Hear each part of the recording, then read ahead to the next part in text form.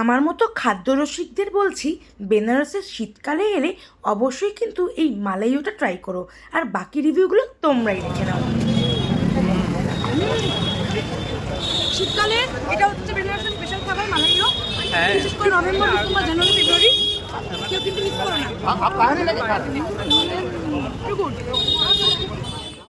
গঙ্গার ঘাটে এই স্পেশাল ঝালঝাল কচুরি কিন্তু অবশ্যই খেতে হবে।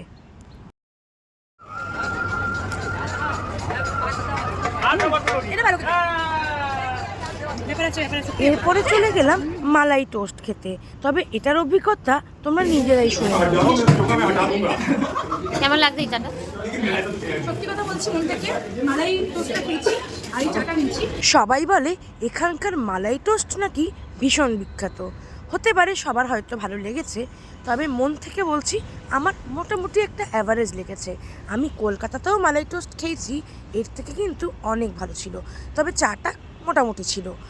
গঙ্গার ধারে যে চাটা খেয়েছিলাম বর্ষিঘাটে, সেই চাটা নিয়ে কিন্তু কোনো কথা হবে না, ফাটাফাটি ছিল। আর এরপর প্যারা খেয়ে চলে গেলাম লস্যি খেতে। এখানকার কেশর লস্যি কিন্তু সত্যিই ফাটাফাটি, আমার মুখ দেখে তোমরা বুঝতেই পারছো কেমন লেগেছে আমার। আর তারপরে তো প্রচুর খাবার রয়েছেই, এখনকার জন্য টাটা।